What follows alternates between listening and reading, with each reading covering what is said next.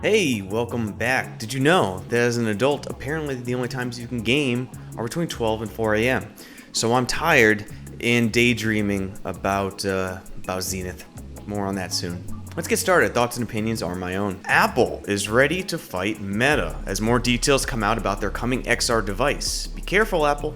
Zuck has the power of the metaverse and sweet baby Ray's on his side. That was dumb. According to Bloomberg reporter Mark Gurman, it has been made clear that the idea of a metaverse is completely 100% off limits to Apple. Thank you, God. Even more clear is their vision is not for an all-day device, but instead one that can be used for bursts of gaming, communication, and content consumption with an augmented reality headset, the real priority of Apple, because to them it can be worn eventually all day and not take people out of their real environment. No metaverse talk, no bulky headset, slap on no NFT talks, and I'm gonna start thinking you wanna make love to me, Apple. Mwah. Everything Apple related is of course speculation. There are no dates, no confirmed prices, no confirmed specs, nothing's confirmed. I will say though, their vision of how a headset was used, sporadically is closer to how I use it.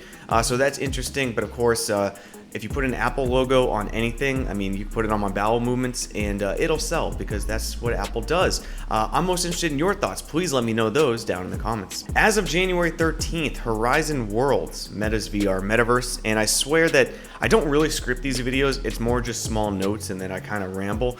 But even though that is the right statement, it sounds awful. Meta's VR metaverse. Either way, Horizon Worlds officially ended Quest 1 support as of January 13th. Now, Quest 1 support has already been ditched for a game like Resident Evil 4, which I guess I can understand, but a social hub like VR Chat runs somewhat well now on the Oculus Quest 1, so I was a little surprised here. Well, maybe even more surprised by this statement by Big Daddy John Carmack on why Quest 1 support was dropped. They are struggling with performance even on Quest 2. I would suggest allowing Quest 1 users to drop to 60 frames per second in lower resolution, but there still are a lot of people internally that have very strong opinions about minimum quality bars.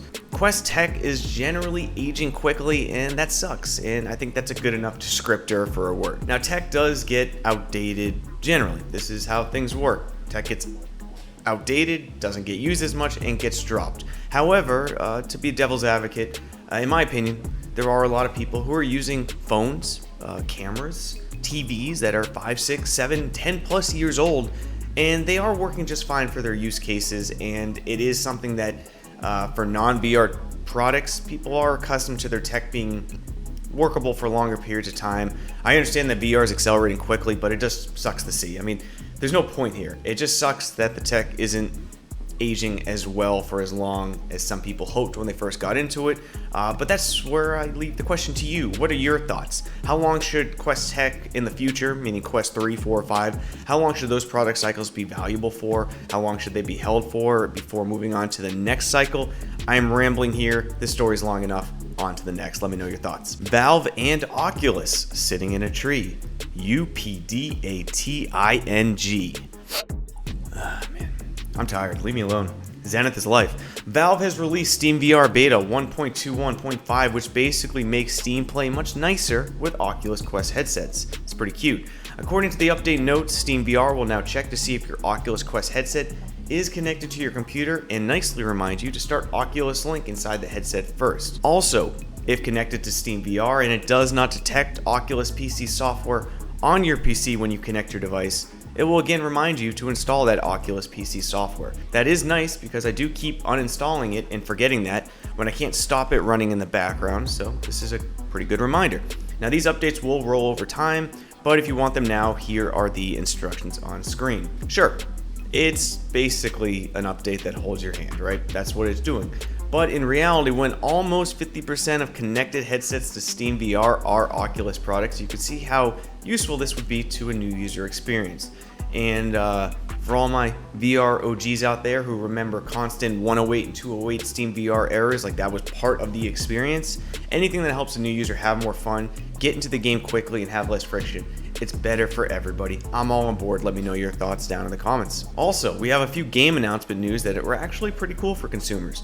January 20th, Hitman 3 finally gets full PCVR support and a release, so I do enjoy some PCVR love now and then.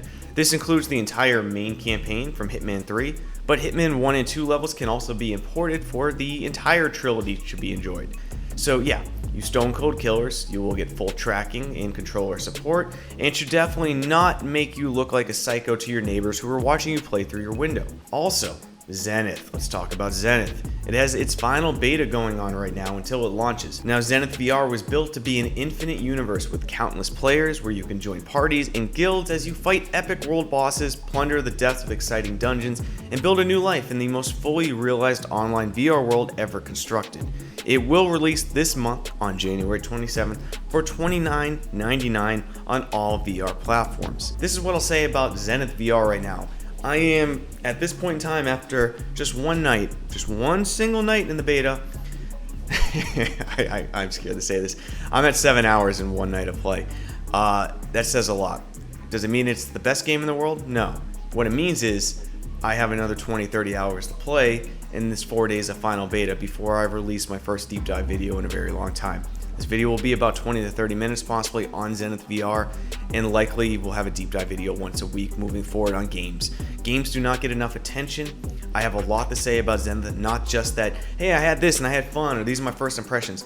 I really have thoughts on it, because there are times when games can make enough of a splash to either go horribly wrong or go horribly right for VR. And this is a game that I feel very strongly I want to talk about. So that video will be releasing soon. It may be the next one, and why maybe a news video doesn't come as quick, I have a lot to say. That is going to be the end of today's short and quick to the point video. If you enjoyed this, I would really enjoy you leaving a like and subscribing. It means the world to me as future projects come down the pipeline. But that's it. As always, see you next time, Space Cowboys. Peace.